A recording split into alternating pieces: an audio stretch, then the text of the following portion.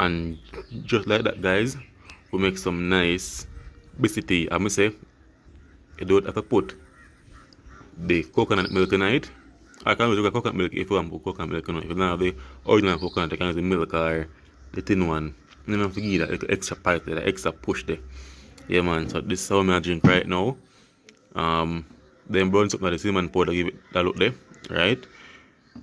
There's not much tea like some people drink enough tea, but I'm not really a tea person like that.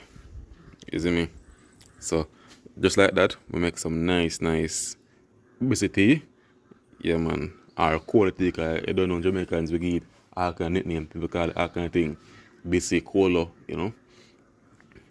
Yeah, man. So get the drink up right now, and this now make it cold and put it in the fridge and drink it like a roots. Yeah, man. I'm saying a tea person, some when I told you enough tea.